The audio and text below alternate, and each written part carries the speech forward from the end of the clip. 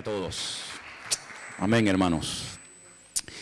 Me gustaría llevarles al libro de Éxodo, que es el segundo libro, empezando por el principio de la Biblia, porque una de las cosas que yo he dicho muchas veces aquí, cuando leemos la Biblia no es un libro que se escribió hace 2 días. La Biblia tiene miles de años. Si los libros, las cartas, los capítulos que tenemos aquí en nuestras manos, es un tesoro impresionante. Yo creo que ninguno de nosotros, perdonen si me equivoco, pero yo creo que ninguno de nosotros tenemos en casa un objeto que tiene más de 3000 años de historia. A lo mejor dice, esta silla era de la abuela. Yo tengo una sillita arriba, que es lo único que ya me queda de venezolano. Lo único que me queda ya, ¿no? Una sillita que cuando yo tenía, pues no sé si eran 3 o 4 años, en aquellos años vivíamos en un sitio que se llamaba San Bernardino. Corríjame los venezolanos si me equivoco. Después fuimos a vivir a Chacao. Aún me acuerdo, ¿no? Pero me acuerdo que mis padres me compraron una sillita pequeñita que estaba forrada como de piel de cabra o de un animal. Ya los pelitos se fueron cayendo. Y mi abuela, pues le puso un forro nuevo. Y puedo decir que esa silla lleva conmigo, pues más de 50 años. Pero ¿quién tiene en su casa un objeto de 3000 años? ¿Usted tiene algo en su casa que tenga 3000 años de historia? Dice, sí, mi suegra. No, nadie tiene semejante cosa. Pero mire, aquí en nuestras manos tenemos un libro, una colección de libros, mejor dicho. Eso es lo que significa Biblia, colección de libros, que tienen centenares, que tienen miles de años. Entonces es un tesoro incalculable, es increíble. Y además en su propio idioma, en su propia lengua, para que usted pueda saber lo que Dios dijo, lo que Dios manda y lo que Dios no manda. Y una de las cosas que yo he dicho cuando se acerca uno a las páginas de este sagrado libro, la Biblia, es que la gente en aquellos tiempos vivía muy diferente a nosotros. Yo sé que, por ejemplo, hay gente aquí que no cree, les cuesta mucho aceptar, que hubo un momento en la historia en el que no existía Internet. Algunos dicen, no, créame, hay un momento en la historia en el que Internet no existía. Tú ponías Google y no existía Google. Tú dices, pero ¿cómo se podía vivir sin Google? Y sin WhatsApp. Algunos le quitan el WhatsApp hoy en día y vamos, se transforma, les da un ataque, algo les pasa, ¿no? Pues hubo una época en la que se vivía sin televisión en color. Y usted dice, ¿cómo era la televisión? ¿En blanco y negro? Y cuando vino la televisión en color, aquello fue una fiesta increíble, ¿se acuerdan? Vivimos durante muchos años sin móviles, sin celulares, como algunos los llaman. He dicho en varias ocasiones que cuando hace muchos años vimos a un señor en las Ramblas con una caja así de grande, que era la batería, y descolgaba el teléfono, nos quedamos así mirando, diciendo, ¿y este de dónde salió? Entonces, los tiempos han cambiado de una forma tremenda, pero tremenda. Y en los tiempos de la Biblia, la gente no vivía afanada por llegar a fin de mes, sino la gente vivía pensando en cómo terminar ese día. Se vivía el día a día. Por eso el pasaje que vamos a leer ahora refleja y explica muy bien que la bendición de Dios se prometía para el día a día. Hoy en día estamos acostumbrados a planificar el mes, ¿no? Cobramos el sueldo, cobran el sueldo y dicen, bueno, esto para el teléfono móvil, esto para la luz, esto para el agua, esto para los gastos de no sé qué, y se planifica el mes. Eso no existía, esa no era la mentalidad de aquellos tiempos. La mentalidad era vivir el día a día. Basta a cada día su propio afán o su propio mal, dice otra versión, ¿verdad? Y el pan nuestro de cada día, dánoslo hoy. La famosa parábola de los labradores, cuando van a trabajar a la viña, ¿qué se les pagó? El día de trabajo. Entonces, cuando la gente terminaba el día y decía, hoy he comido, hoy he usado ropa y hoy voy a dormir bajo techo, gloria a Dios. Mañana, como se decía, Dios dirá. Mañana Dios dirá. Pero ¿quién vive hoy en día al día? Nadie. La gente enseguida planifica y la gente hace planes. Y bueno, el verano que viene me voy a ir de vacaciones a tal sitio o dentro de 3 meses y por eso están las agendas y por eso hay tantas historias. Pero en la Biblia no era así. En la Biblia era vivir el día a día. Desde que salía el sol hasta que se ocultaba el sol y ya está. Y hay un pasaje en el Antiguo Testamento, en el libro de Éxodo, capítulo 16, que voy a leer unos versículos para que vean qué interesante esta historia. Y dice, viendo los hijos de Israel, se preguntaron unos a otros, ¿y esto qué es? Ustedes saben la palabra maná, ¿no? Maná. La palabra maná en hebreo significa, ¿qué es esto? Maná. Majú, ¿qué es esto? Y por eso la palabra maná, que uno dice, bueno, ¿y qué significa? Significa literalmente, ¿qué es esto? Pues dice aquí, cuando vieron aquello, dijeron, ¿qué es esto? Porque no sabían qué es lo que era. Entonces Moisés le dijo, este es el pan que el Señor os da para que coman. Esto es lo que el Señor os ha dado, recoged de él cada uno según lo que pudiera comer, un gomer por cabeza, conforme al número de vuestras personas, tomaréis cada uno para los que están en su tienda. Los hijos de Israel, dice versículo 17, lo hicieron así, unos recogieron más y otros recogieron menos.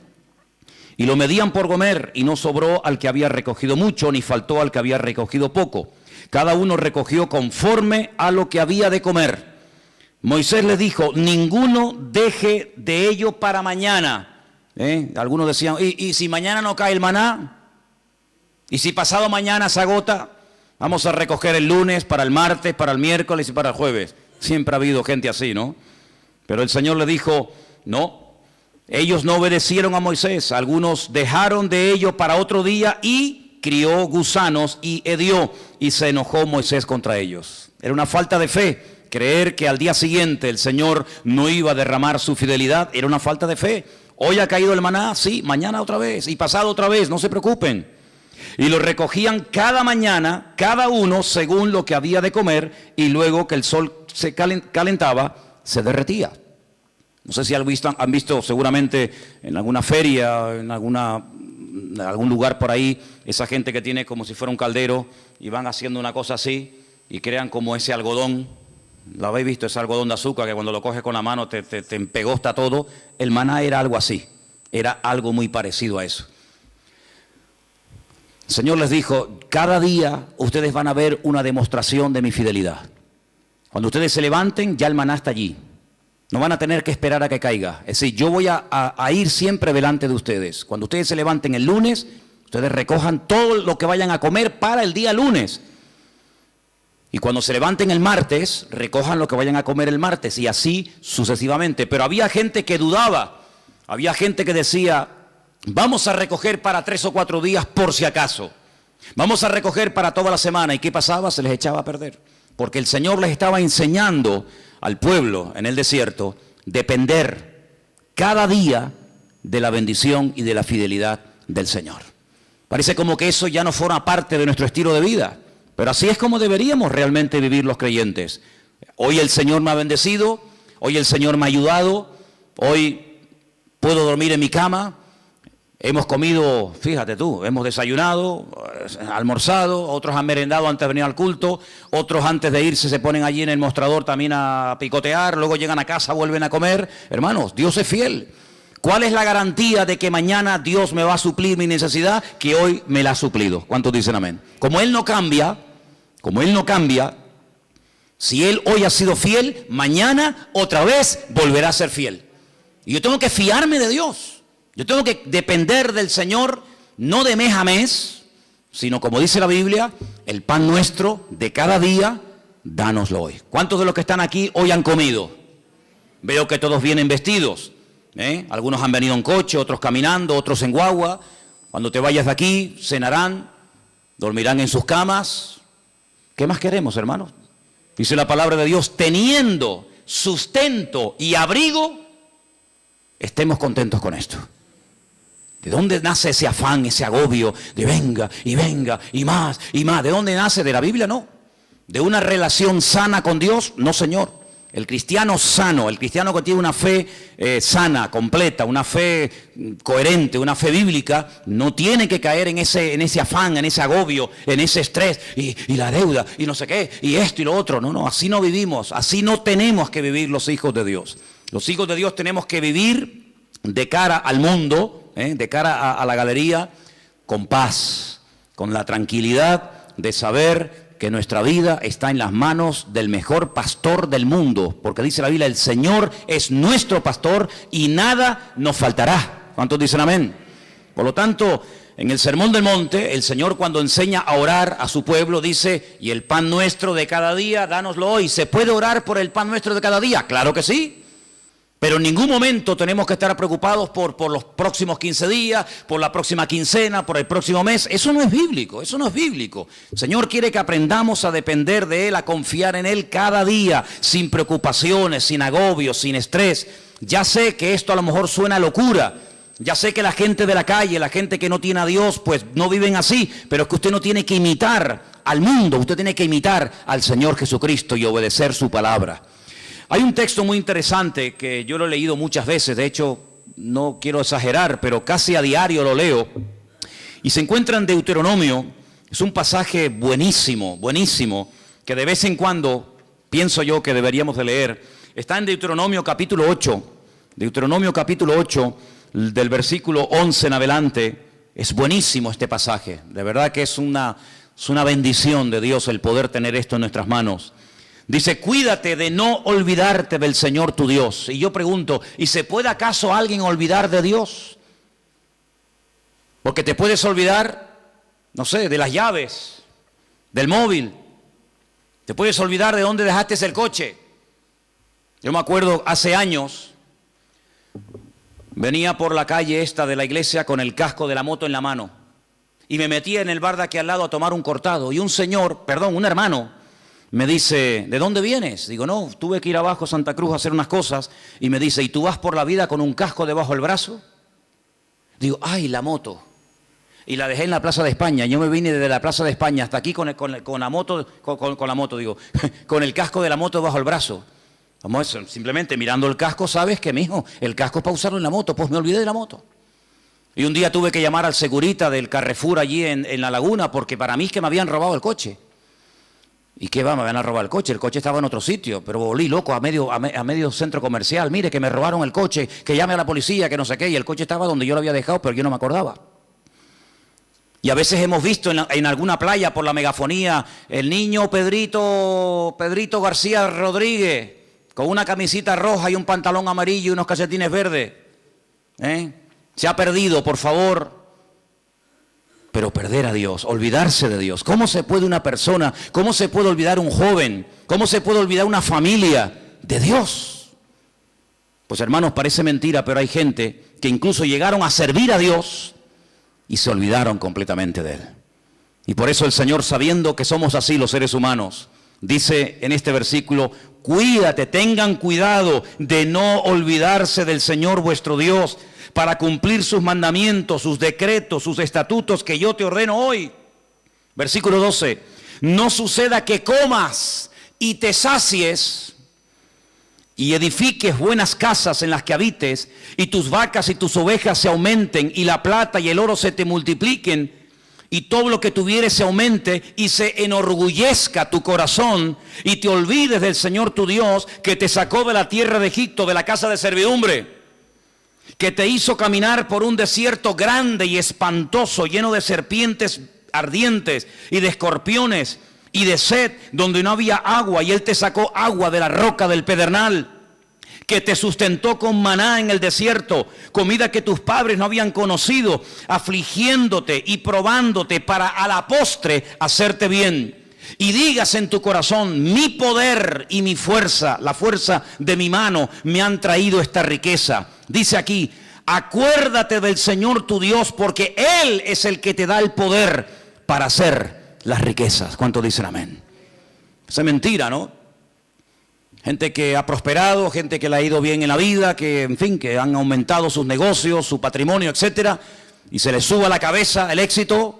Y digan, no, es que yo tengo todo esto por mi fuerza, por mi sabiduría, por mi poder. Usted dice, no, a mí eso no me puede pasar. No lo digas, porque como lo diga, a veces al final te va a terminar pasando. El hombre es así, hermanos. El hombre, mientras depende del Señor, se mantiene humilde, se mantiene sometido al Señor, pero como parece que a veces la riqueza o la abundancia se le vuelve en su contra, pueden incluso llegar a olvidarse del Señor, del Creador. Dice, el que te sacó de Egipto, el que cuando eras un esclavo y nadie daba un duro por ti, yo te compré y te saqué de la tierra de esclavitud y te conduje por el desierto y te di agua y te di maná y te di todo lo que necesitaba. Y ahora que llegas a la tierra prometida te olvidas de mí, porque crees que ha sido tu sabiduría, tu fuerza, tu experiencia en la vida la que te ha llevado de la nada a la cumbre, y te equivocas. Ten mucho cuidado y guarda tu corazón, dice la Biblia. Porque soy yo el que te da la sabiduría, soy yo el que te da el poder para hacer las riquezas. Y cuando el Señor le da a uno sabiduría para hacer negocios, y cuando el Señor le da sabiduría para hacer algo, aunque te salga bien el negocio, lo que has comprado, lo que has hecho, no te olvides siempre de darle la gloria y la honra al Señor. ¿Cuántos dicen amén? Así que tengamos cuidado, ¿verdad? Porque son más los que se han perdido, los que se han enfriado y se han apartado de los caminos del Señor en la abundancia que en la escasez. Parece mentira, pero así ha ocurrido muchísimas veces, ¿no? Así que estamos viendo a la luz de la palabra de Dios cómo hay que depender cada día de Él. Ahora, vivimos en un mundo, como dije la semana pasada, rodeado de mentiras y de mentirosos. Esa es la cruda realidad. Vivimos en un mundo en donde los principios y los valores están al revés. Dice la Escritura que llegaría un momento en la historia de la humanidad, y yo creo que ya hemos llegado, en el que a lo malo te lo presentarían como lo bueno. Y lo que es bueno y decente de toda la vida, te lo presentarían como algo malo. Y uno dice, pero ¿cómo puede ser eso? ¿Cómo puede ser que la decencia, la fidelidad, el ser honesto, el vivir la verdad, el ser sincero esté mal visto y parece que le vaya mejor al ladrón, al sinvergüenza, al que roba, al que miente, al que engaña? ¿Cómo puede ser eso? ¿Cómo puede ser que personas por no pagar a lo mejor una pequeña cantidad le embarguen lo que tienen, y personas que han robado millones se estén pegando la gran vida y salgan en televisión y viajen por aquí y compren por allá? ¿Cómo puede ser eso? Bueno, son los últimos tiempos. Tiempos en los que a lo dulce lo presentarían como salado y a lo salado como dulce, dice la Biblia. Ahora, hay dos versículos que aparentemente son contradictorios. Y curiosamente, tanto uno como otro los escribió la misma persona. Por ejemplo, hay un versículo que todo cristiano, yo creo, no, da igual a la iglesia que asista o a la denominación a la que pertenezca, yo creo que hay un versículo que todos los cristianos se lo saben de memoria. Y si no, vamos a comprobarlo. Juan 3:16. ¿Qué dice? Díganlo fuerte. Uy, no. A ver si me vais a dejar en... Que esto lo están viendo miles de personas ahora mismo en el mundo entero, ¿eh? Decirlo fuerte, a ver qué dice. Porque de tal manera amó Dios al mundo, que ha dado a su Hijo unigénito, para que todo aquel que crea en Él no se pierda, mas tenga vida eterna. ¿Qué dice la Biblia que Dios hizo? Dios amó. ¿A quién? Al mundo. Dígalo fuerte. Dios amó al mundo. Otra vez. Dios amó al mundo. Ahora explíqueme esto. No améis al mundo ni las cosas que están en el mundo. ¿En qué quedamos? Juan 3:16 dice, Dios amó al mundo. Y primera de Juan capítulo 2 verso 15 dice, no améis al mundo ni las cosas que están en el mundo.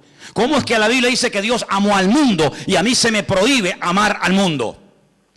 Hay que explicarlo, porque en la Biblia no hay contradicciones. Hay gente que dice, es que la Biblia es un libro lleno de contradicciones. Y yo le digo, cuando usted me muestre una, nos sentamos y hablamos. La Biblia no tiene contradicciones. El problema es que muchas veces no se puede terminar de traducir exactamente, porque nosotros tenemos una sola palabra para la palabra mundo. Como para la palabra amor, tenemos una sola palabra. No hay 4 o 5 palabras para amor. Amor hay una sola palabra, no hay más. En griego hay 3 o 4 palabras y en hebreo ni le cuento. Y en griego, incluso en hebreo, para la palabra tierra, planeta, mundo, etcétera, hay un montón de palabras y depende a lo que se esté dirigiendo el autor, pues emplea un término o emplea otra, pero en español nada más tenemos una sola palabra, ¿verdad? Cuando estamos leyendo Juan 3:16, dice que de tal manera, de tal magnitud, con tal fuerza, amó Dios al mundo. Ahí está haciendo referencia a la raza humana, al hombre, a la humanidad. De tal manera Dios amó al hombre, a la raza humana, a los hombres, a las mujeres, a los blancos, a los negros, a los ricos, a los pobres, a los africanos, asiáticos, norteamericanos, latinos. De tal manera amó Dios a esa gente que dio a su Hijo unigénito al mundo, para que lo amaran y lo respetaran y creyeran en Él. Pero cuando vamos a primera de Juan y encontramos otra vez la misma palabra, la palabra mundo, es la palabra cosmos. Y la palabra cosmos nos habla acerca de un estilo de vida, de unos principios, de unos valores que no son los nuestros. No son los nuestros. Usted no ha oído alguna vez la expresión de decir, mira, di una mentira de estas piadosas. De hecho, incluso hasta cuando éramos católicos, se nos decía que había dos tipos de pecados. Bueno, se nos decía, no, se siguen diciendo. Pecados mortales y pecados veniales, ¿sí o no? Amigo. Es decir, que hay pecados que son graves delante de Dios y pecados que, bueno, que Dios hace la vista gorda, no pasa nada. Una mentirijilla de vez en cuando, para salir del paso, ¿sí o no? Eso se nos ha enseñado toda la vida. Cuando vamos a la palabra nos encontramos que hay un sistema, un estilo, una filosofía de vida que es totalmente opuesta a nuestro estilo de vida. ¿Por qué? Porque en el mundo, cuando 2 o 3 o 4 hombres se juntan en un bar, en un negocio, donde sea, y comienzan a hablar, ¿de qué suelen hablar? De mujeres. Y presumen de las veces que han engañado a sus esposas. Y presumen de que tuvieron relaciones con esta y con aquella y con la otra y con mengano. Sin embargo, eso en el círculo cristiano se nos tendría que caer la cara de vergüenza y darnos vergüenza de haber hecho eso. Son puntos de referencia completamente diferentes. Y en el mundo es normal mentir, y en el mundo es robar, pues decir, mira, sí, y era no, o no, cuando era sí, o decir, ¿cuánto tienes? 5, y es mentira, tienes 10. En el mundo todo eso es normal. Y cuando dice la Biblia, no améis al mundo, se refiere, no imites la forma como vive la gente. Una cosa es que Dios amó al hombre, y otra cosa es que Dios ame a los pecados del hombre, que son dos cosas completamente diferentes. Dios ama a un etarra, a un asesino, a un violador, ¿sí o no? Por supuesto que sí. Faltaría más, si no, madre mía. Pero eso quiere decir que Dios ama su estilo de vida.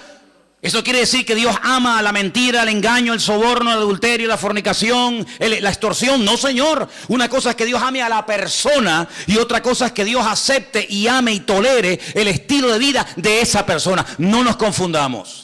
Por eso dice la Biblia que cuando viene por ahí alguna persona que dice que yo soy cristiano, yo soy pastor, yo soy hijo de Dios, yo soy siervo de Cristo, yo soy esto, yo soy aquello, apóstol, como algunos van por ahí también diciendo, pues hermano, por sus frutos los conoceréis. Y por eso dice la Biblia que hay que probar los espíritus, porque no todos los espíritus son de Dios. Y por eso encontramos en la Biblia falsos evangelistas, falsos pastores, falsos maestros, falsos apóstoles, etcétera, etcétera. ¿Por qué? Porque Dios ama a todo el mundo por igual, pero denuncia y no tolera el pecado y el desorden de nadie. ¿Cuántos dicen amén?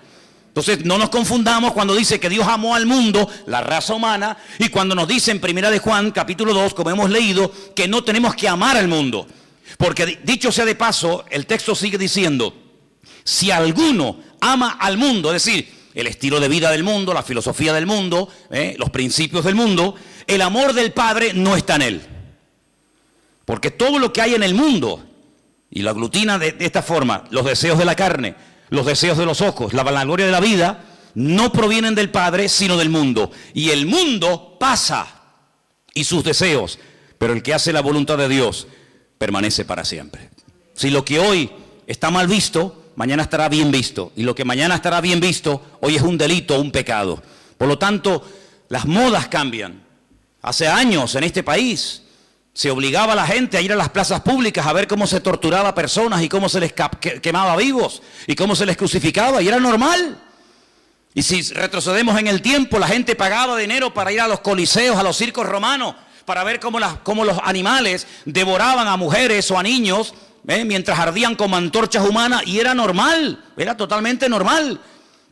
Sin embargo, nos hemos dado cuenta de que cosas que antes eran normales o delitos, hoy en día, pues, han cambiado. Por eso nosotros no tenemos que dejarnos llevar por las modas de este mundo, sino tenemos que dejarnos llevar por los principios y valores eternos del Señor que están en su bendita palabra. ¿Cuántos dicen amén? Así que, amados hermanos, tenemos que partir de la base de que nosotros somos gente diferente, somos gente distinta, y hay algo con lo cual tenemos que estar claros en esto. Y yo les voy a contar parte de mi testimonio, porque creo que puede ser de ayuda a la hora de entender lo que quiero decir. Hay personas que llegaron al conocimiento de la verdad. Hay personas que les nació en su corazón el deseo de buscar a Dios porque empezaron a leer los evangelios o empezaron a leer la Biblia. Conozco muchísima gente que me dice, no, yo un día me compré una Biblia, o alguien me regaló una Biblia, un Nuevo Testamento, como esta que estáis ofreciendo los hermanos moteros, ¿no? Bueno, te llega la Biblia, empiezas a leerla, y empiezas a interesarte, empiezas a darte cuenta de un montón de cosas y se despierta algo en ti que te lleva a una búsqueda de la verdad, y buscando, pues encuentra. ¿Y a quién encuentra? Al autor y al consumador de la fe, que es Cristo Jesús, ¿sí o no? Pero a mí no me pasó eso. Yo fui al revés. Yo no había leído en mi vida la Biblia, jamás. No me interesaba. Yo no sabía ni lo que era una Biblia. A mí no me llegó el conocimiento de Dios, ni el deseo de buscar a Dios por la lectura, por el estudio, por indagar, por buscar la verdad. Es que a mí no me interesaba buscar la verdad, pero en absoluto. Lo primero que yo tuve fue un encuentro, una experiencia personal con Jesucristo. Yo no había leído la Biblia en mi vida. Entonces, cuando yo entré por primera vez en mi vida a una iglesia, yo le dije literalmente a Dios: es que yo no creo en ti. Es que yo no creo en ustedes, yo no creo en pastores, ni en iglesia, ni en Biblia, ni en cura, yo no creo en nadie. Yo tenía un montón de problemas físicos, espirituales, de toda índole. Pero yo desafié a ese Dios del cual ese hombre estaba esa tarde predicando allí, y le dije: bueno, si tú existes, no es que dije, como tú existes, no. Si tú existes, ayúdame a salir de este infierno en el que yo estoy. Y cambia mi vida, y ayúdame, y libérame, etcétera, etcétera. Y Dios lo hizo. Y mucho tiempo después, o unos meses después, comencé a leer y a leer y a leer y a leer y a estudiar y a memorizar capítulos y capítulos de la Biblia. Y a través de la Biblia, pues claro, lógicamente fortalecí mi fe. Pero no fue primero la teoría y después la práctica. En mi caso fue al revés. Primero fue la experiencia, la práctica, y luego fue el conocimiento. Y por eso hay muchas personas que a veces titubean, porque claro, comenzaron a leer la palabra y después tuvieron una experiencia personal con Cristo. Pero cuando uno tiene una experiencia personal con Cristo, a mí no me mueve nadie de la fe que yo tengo en el Señor. Porque a mí los demonios que tenía no me los sacó ningún pastor, a mí me los sanó directamente mi Señor Jesucristo. Y el que me transformó la vida no fue una predicación de un reverendo o de un apóstol, o como ese radio se llame, sino que directamente mi Señor y mi Dios me liberó y me transformó y me rompió completamente. Y después comencé a leer su palabra. Y por eso hay gente que lee la palabra y después tienen la experiencia, si es que la llegan a tener, y por eso a veces dudan de haber interpretado correctamente el texto y lo habré interpretado mal, y en vez de resulta que era así, resulta que era asado. Yo no tengo la más mínima duda. Yo he hablado con budistas, he hablado con gente que practica el Islam, he hablado con rabinos judíos de todo tipo, cerrados, abiertos, de toda índole. Y yo cada día estoy más firme en mi fe, porque a mí el conocimiento y la experiencia no me vino por lo que leí ni por lo que me enseñaron. Es que yo tuve un encuentro personal con Cristo. Yo era ciego y ahora veo. Entonces, cuando una persona tiene un encuentro personal con Cristo, que digan lo que digan, que hagan lo que hagan, que pase lo que pase, yo sé en quién he creído. ¿Cómo voy yo a negar que soy blanco? Hermano, si yo me subo a esta plataforma esta tarde y digo: hermano, ustedes me ven blanquito, pero yo realmente en el fondo soy negro.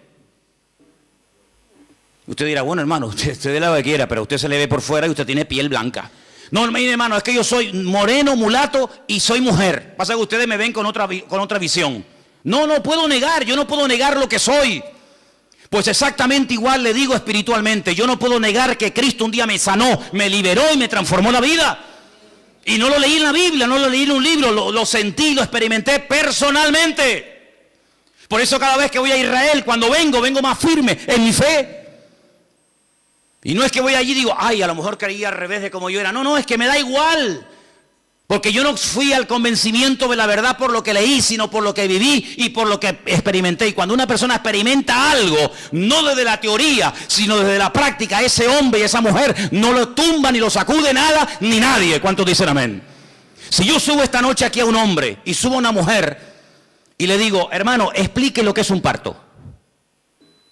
Y diga: bueno, pues un parto... Pues un parto es un parto, ¿no? Tienes dolores, hay un momento como se rompen aguas, se llama, ¿no? Corríjame porque yo en esto estoy fatal, ¿eh? Se rompen aguas, te entran dolores, empiezan a dilatar, no sé qué, no sé cuánto, tienen que llevar a la clínica y te suben allí en aquellos aparatos y te dice: sopla, aprieta, no, ahora sí, ahora asado, ¿sí o no? Qué malo soy, soy fatal. Asuman ustedes una mujer aquí que haya parido y dice: mira, Manolo, cállate la boquita, anda. Un parto no tiene nada que ver con lo que tú has dicho. Tú estás hablando desde la teoría, desde lo que has oído, de lo que te han contado. Pero yo he parido. Y un parto es esto y esto y esto. ¿Quién puede dar mejor una información de lo que es un parto? ¿Yo? ¿O una mujer que ha parido? Evidentemente una mujer que ha parido. Porque no lo habla desde la teoría. Lo habla desde la realidad. Desde el dolor. Lo habla desde la sensación de haber tenido esa criatura en su vientre y de haberlo sacado y ver la realidad de lo que es un parto.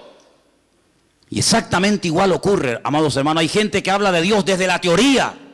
Que si Dios es así, que si Dios es asado, que si no sé qué. Que hablas con un judío, te dice una cosa. Hablas con un musulmán, te dice otra. Hablas con un evangélico, te dice una cosa. Hablas con un mormón, te dice otra cosa. Hablas con un budista, te dice no sé qué. Y entonces tú dices, Dios mío, pero cada uno tiene una opinión diferente. Pero todos tienen la razón. No puede ser que los musulmanes digan que Dios no tiene un hijo y que los cristianos digan que Dios sí tiene un hijo. ¿Quién tiene la razón? ¿El musulmán o Dios? ¿O el cristiano?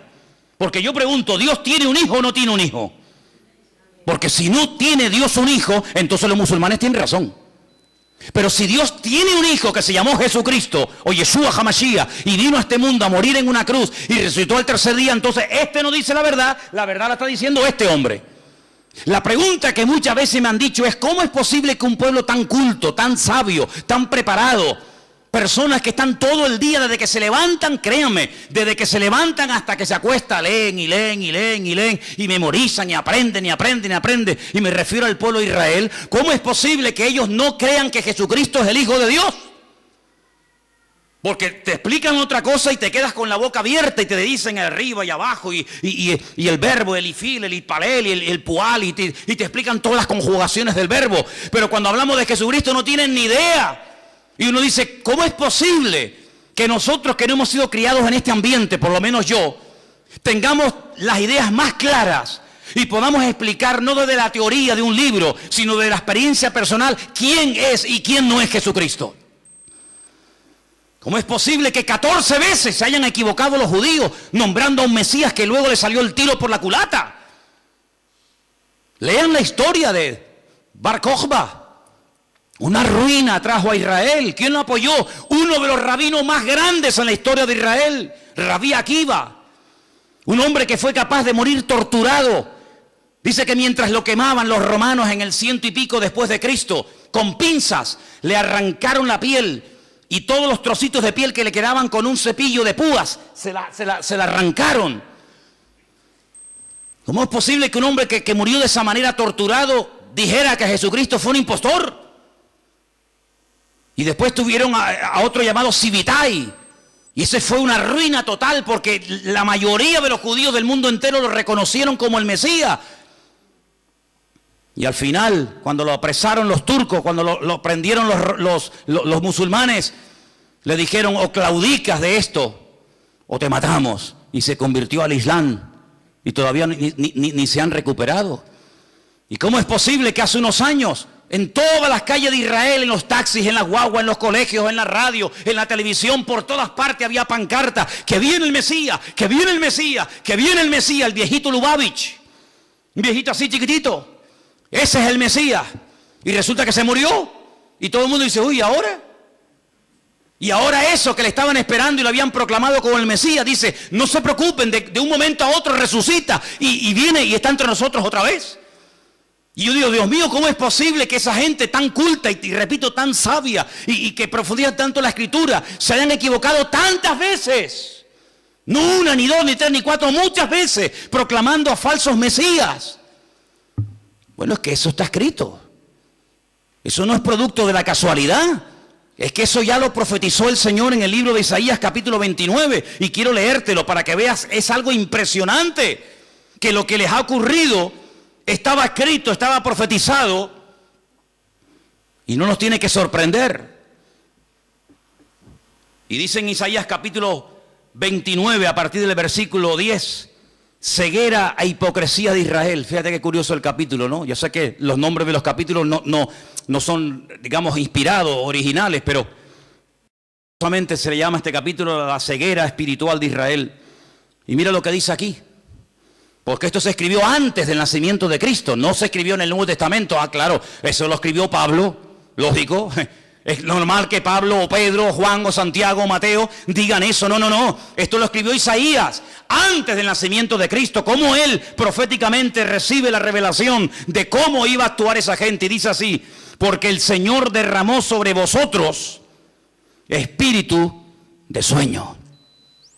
Esto es un judío hablándole al pueblo de Israel. Dios derramó sobre vosotros espíritu de sueño y cerró los ojos de vuestros profetas y puso velo sobre las cabezas de vuestros videntes. Ah, ahora entiendo. Ahora entendemos, claro. Y os será toda visión como palabras de libro sellado. Por eso leen y leen y leen y leen y memorizan y aprenden y no entienden. El cual si dijere al que sabe leer y le dijeren, lee ahora esto, él dirá, no puedo porque está sellado. Y si se le diera el libro al que no sabe leer, le dicen, lee ahora esto, y él dice, es que no sé leer. Dice pues el Señor, escucha bien la explicación de Dios, estas son las palabras de Dios al pueblo de Israel, porque este pueblo se acerca a mí con su boca y con sus labios me honra, pero su corazón está lejos de mí. Y su temor de mí no es que un mandamiento de hombres, como dice otra versión más cercana al original, un mandamiento enseñado y aprendido de memoria, que les ha sido enseñado. Por tanto, he aquí que nuevamente excitaré yo la admiración de este pueblo con un prodigio grande y espantoso, porque perecerá la sabiduría de sus sabios y se desvanecerá la inteligencia de sus entendidos. Ahora puedes ver cómo un niño en la escuela dominical, un domingo a la tarde, es capaz de ver en Juan capítulo 1, cómo el verbo, que en un principio era Dios, se hace hombre, se humana, se encarna y habita entre nosotros y vemos su gloria. Y no tiene ningún problema en aceptar eso. Y después te encuentras a un hombre que lleva 70, 80 años de su vida leyendo 16 horas por día la Biblia, por la mañana hasta por la noche. Y es incapaz de ver a Cristo en las Escrituras. ¿Por qué? Porque el profeta Isaías dijo, en los últimos tiempos derramaré un espíritu de ceguera en vuestros videntes, en vuestros profetas, en vuestros sabios, de tal manera que van a leer y dice como que no lo puedo leer porque no lo entiendo. Es como si estuviera sellado. Increíble, increíble. Ya sabemos que en los últimos tiempos el Señor tratará de una forma especial. Pero lo importante es que todos y cada uno de nosotros valoremos el hecho de haber podido entender el Evangelio, porque haber entendido el mensaje, el propósito por el cual Cristo vino a este mundo nos ha cambiado la vida, ¿sí o no? Cuando una persona encuentra la verdad, yo no tengo que buscar nada más, créanme, yo no tengo una insatisfacción diciendo, oye, estaré en la verdad, me habré equivocado, me habrá engañado esta gente, y a veces resulta que yo he creído en esta iglesia evangélica y ahora resulta que estoy en la mentira, me he metido en una secta, me están comiendo el coco, a veces resulta que en vez de este camino era el otro, ay, madre mía. Es que yo sé en quién he creído. Yo no me convertí a la iglesia evangélica. Yo no soy representante de la iglesia evangélica. Yo soy embajador de Cristo y Cristo fue el que cambió mi vida. Y me reúno aquí porque con ustedes me siento a gusto y porque creo que todos tenemos una experiencia en común. Pero si así no fuera, probablemente buscaría otro lugar donde poder congregarme. Pero no porque me haya convertido a una iglesia llamada iglesia evangélica. Yo no me he convertido a nadie, ni he cambiado de religión. Yo he pasado de muerte a vida, porque Cristo ha perdonado todos mis pecados y de ahí no me muevo ni a palo. ¿Cuántos dicen amén? Y por eso tenemos que tener bien claro, ahora que se nos está yendo el año, ahora que estamos llegando a la recta final, ¿estás hoy más firme en tu fe que el 1 de enero? ¿Estás hoy más firme, más bien anclado en las cosas del Señor que hace 4 o 5 meses atrás? Espero que sí. ¿Cuántos dicen amén? Quiero leerles un versículo en esta tarde.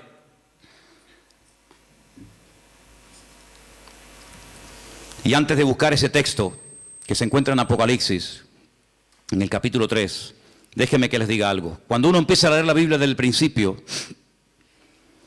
uno se va a dar cuenta de que cuando Adán y Eva pecaron, y ahora hablaremos un poquito de esa mujer también, quedaron desconectados del Señor, desconectados completamente. Todo cambió, todo. Aquel hombre y aquella mujer eran perfectos. Y usted y yo no somos perfectos, sabíamos eso, ¿no? Si te crees perfecto, díselo a tu mujer a ver qué te dice y ya verás cómo te recuerda que no lo eres. Así de claro. Qué maravilla el ojo humano, ¿eh? Qué maravilla poder ver en colores. Porque nosotros vemos en colores, ¿sí o no? ¿Usted ve en colores? Hay algunos que confunden, ¿no?, el rojo con el verde con el amarillo, pero generalmente el hombre ve en colores, vemos en 3 dimensiones. Podemos ver de cerca, de lejos, enfoca de una forma maravillosa. Pero usted sabe que de todo lo que hay aquí que se podría llegar a ver, solamente vemos el 1%. Nuestro ojo solamente percibe el 1% de todo lo que podríamos llegar a ver. Adán veía al 100% sin ningún problema. Veía a los ángeles, veía el mundo espiritual y natural de una perfección tremenda. ¿Qué le parece? El cerebro del ser humano dice que está dividido en 2 y que solamente funciona una parte. Yo a veces hasta lo dudo que funcione esa parte. Y Dios pone un miembro en nuestro cuerpo para que funcione la mitad, no tiene sentido. El cerebro de Adán funcionaba a la perfección y veía la esencia de las cosas con una claridad nítida, sin problema, ¿verdad? Y sabemos que el hombre está por debajo de todos sus niveles. Seguramente Adán era capaz de meterse debajo de un río y estar 3 horas metido debajo del agua. Y veía perfectamente, porque era un ser perfecto, completo, no le faltaba nada. Probablemente, sabe Dios, hasta con el pensamiento podría trasladarse de un lugar a otro y volar. Yo qué sé lo que aquel hombre podía haber llegado a ser. Sin embargo, el pecado lo deterioró todo. El pecado lo reventó todo. No somos ni la sombra de lo que un día el Señor creó. El mundo era perfecto, el mundo que tenemos no es perfecto. Vayan a Madrid ahora, van a ver esa capa, esa nube negra encima, ¿verdad? El otro día las imágenes de Pekín, los pobres chinos con máscara, allí ahogándose, asfixiándose. Este mundo no tiene nada que ver con el mundo perfecto y maravilloso que el Señor creó. Pero a pesar de la rebelión y del pecado del hombre, Dios proveyó un sistema, y eran los sacrificios. ¿Y qué hace Abel? Presenta un sacrificio, ¿para quién? Para él. Él tiene deseo de acercarse a Dios y presenta un sacrificio para él, pero no lo podía hacer para otra persona. Pero cuando avanzamos en la historia, vemos que llegamos a Egipto y vemos que ya Dios dice, bueno, ahora no solamente el hombre puede acercarse a Dios a través de un sacrificio de animales, sino que ahora el papá, el cabeza de la casa, puede presentar un sacrificio para la familia. Y dice que sacrificaban un cordero para toda la familia. Así que de uno individual pasó a toda la familia. Y después resulta que cuando seguimos avanzando en la relación con el Señor, encontramos que una vez al año se mataba un cordero para toda la nación. Así que pasamos de uno, pasamos a la familia, y de la familia pasamos a la nación. ¿Pero de qué nación estamos hablando? De la nación de Israel. ¿Y todas las demás? No entran, están fuera del pacto, están fuera. Pero cuando vino el Señor Jesucristo, ¿por quién vino a morir? Por toda la raza humana. Y ahí entramos tú y yo, queridos hermanos, los que estaban, los que aún no habían nacido. Y por eso yo te pregunto, en estos últimos días, en estas últimas semanas que nos quedan para concluir este año 2015, ¿tú has tenido ya tu encuentro, tu experiencia personal con Cristo?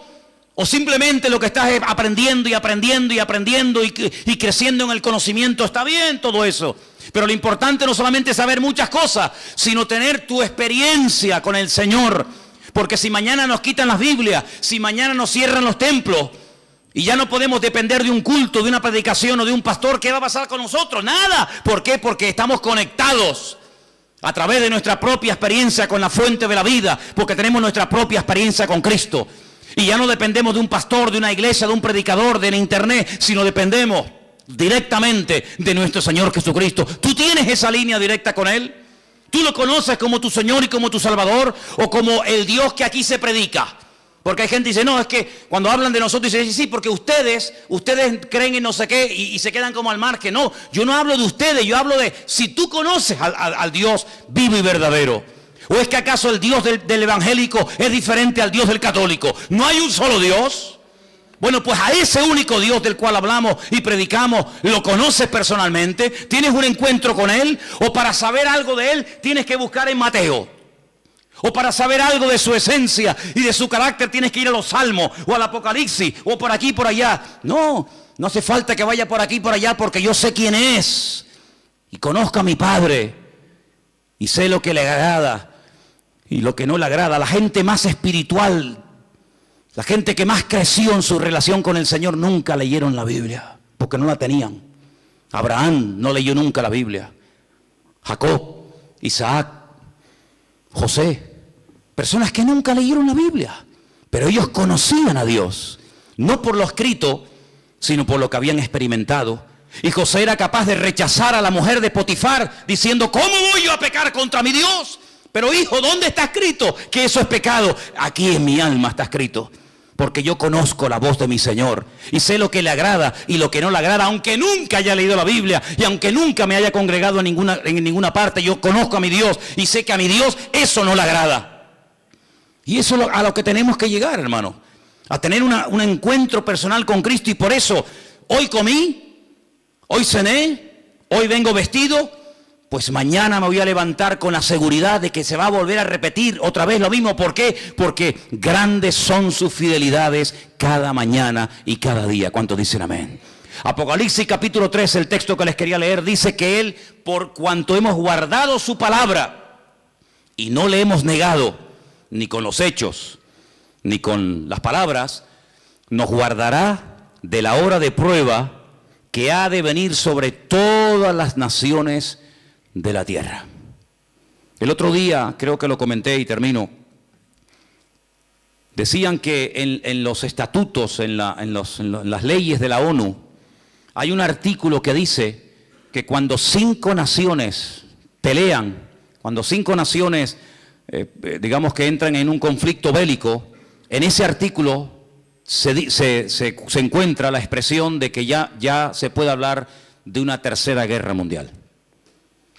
En este momento hay 10 naciones, no 5, 10 naciones peleando contra un enemigo en común. Y por eso ellos dicen que oficialmente ya se puede decir, ya se puede declarar que estamos ya en una tercera guerra mundial, donde Inglaterra, Francia, Estados Unidos, Rusia, Arabia Saudita, etcétera, etcétera, ya han entrado en un conflicto que no tiene marcha atrás. Estamos en la recta final no solamente del 2015, estamos en la recta final de la historia de la humanidad. Y en estos últimos tiempos, el Señor todavía sigue llamando a los corazones de los seres humanos. En estos últimos tiempos todavía el Señor tiene interés por ti y por mí. Yo no sé qué ha visto en nosotros, pero Dios no va a parar hasta que tú le entregues tu vida y hasta que tú le entregues tu corazón al Señor. Y yo doy gracias a Dios de que Él se ha empeñado en salvarme, de que Él se ha empeñado, está empecinado en transformar mi vida. Claro, uno siempre se escuda, ¿no? No, es que yo soy no sé qué, es que no. Mira, solamente sé una cosa. Da igual dónde hayas nacido, da igual la religión que hayas practicado, tal vez ninguna. La cruda realidad es que todos delante de Dios estamos desnudos y todos urgentemente le necesitamos. No hay un verdadero cambio. Una persona puede cambiar y estar una temporada buena, pero eso no es lo que yo buscaba. Porque yo también, cuando estaba sin Cristo, también tuve mis buenas temporadas. Fueron las mínimas. Pero aquí lo que queremos no es solamente cambiar, dejar ciertas y determinadas cosas, o hábitos, o sustancias, o me da igual. No. Aquí lo que queremos es cambiar de vida. Y no se puede cambiar de vida, no se puede estar permanentemente sin meter la pata, perdonen la expresión, no se puede estar permanentemente, digamos, viviendo en victoria y en bendición, no se puede, es imposible. Y usted dice, bueno, ¿qué esperanza me está dando este hombre? Humanamente, ninguna. No hay posibilidad de cambiar, solamente a través de Cristo Jesús. ¿Cuántas personas lo han intentado? Curas de sueño, acupuntura, de todo lo que te puedas imaginar. Tarde o temprano vuelven otra vez al mismo rollo. Porque no hay libertad verdadera hasta que conozcas a Cristo Jesús. No te hablo de la iglesia. Si usted busca otra iglesia que le guste más, que te guste por lo que sea, váyase a esa, no tenga problema. Usted váyase a donde mejor se encuentre. Pero no te olvides que las iglesias no están para cambiar a nadie, sino para decirte quién es el que cambia. Y el que cambia es nuestro Señor Jesucristo. Cierra tus ojos ahí donde estás. Quiero que oremos en esta tarde de verdad, de todo corazón, y le pidamos al Señor que abra nuestros ojos, que quite la ignorancia, la ceguera de nuestra vida, para que nos demos cuenta de que la única manera de salir de este sistema falso, maligno, es a través de Cristo. Salir de este círculo vicioso, salir de esta rueda que gira y gira y gira y no nos lleva a ninguna parte. La única manera de poder vivir en victoria es a través de Cristo Jesús. Y por eso en esta tarde estamos agradecidos con el Señor, Porque Él nos enseña un nuevo estilo de vida basado en la libertad, no en el miedo, en la libertad gloriosa de los hijos de Dios. Ninguna condenación hay para los que están en Cristo Jesús. Y por eso en esta tarde queremos acercarnos al Señor con la fe y con la seguridad de que se puede vivir en paz y en victoria si ponemos nuestra confianza en el día a día, en ese Dios que ha prometido ayudarnos todos los días hasta el fin del mundo. Aleluya. Si en esta tarde hay entre nosotros algún hermano, alguna hermana, alguna persona, algún joven, me da igual, que tal vez por primera vez en su vida, fíjate lo que te digo, por primera vez en su vida dice, pues oye, yo quiero entregarle mi vida al Señor. Yo más que fe y confianza en una religión o en una institución, en quien yo quiero tener mi confianza es en el Señor. Porque uno oye cada cosa de los que se dedican a la religión que te quedas con la boca abierta. Pero yo no te hablo de religión, yo te hablo del Señor. Y a mí quien me sacó los demonios y quien me cambió la vida fue mi Señor. No una iglesia ni un pastor. Y yo te hablo de ese Señor que te ama y te quiere liberar y te quiere bendecir. Si tú le quieres entregar tu vida a Él, ahora es el momento y el lugar idóneo para decir, yo le entrego mi vida a Jesucristo. ¿Hay alguien? ¿Quieres levantar tu mano y oro por ti un momentito? ¿Alguien le quiere entregar su vida al Señor por primera vez? Dios te bendiga. Dios te bendiga, valiente. ¿Alguien más? Alguien más que dice, yo también le quiero entregar al Señor mi vida. Y quiero pedirle, Dios le bendiga. Gloria a Dios. ¿Alguien más? Dios le bendiga a ti también. Gloria a Dios. Hay 4 personas esta tarde que han levantado su mano, 5. Bendito Dios. Que le están diciendo al Señor, Señor, yo quiero cambiar de vida. Ahí donde estás, no hace falta ni que te levantes. Yo quiero pedirle a toda la iglesia que me ayude en esta oración. Repitan conmigo, Señor Jesús, en esta tarde te damos gracias porque tú nos has amado y diste tu vida por nosotros. Señor, perdona todos nuestros pecados, transforma nuestra vida. Yo quiero cambiar, yo quiero ser libre de toda atadura y por eso te pido perdón, Señor, y pido que tú entres en mi vida. Quiero ser un hijo tuyo, Señor. Quiero que me liberes, quiero que me salves, Señor, y que me dé fuerzas, Dios mío, dígalo, que me dé fuerzas, Dios mío, para seguirte todos los días de mi vida. Yo acepto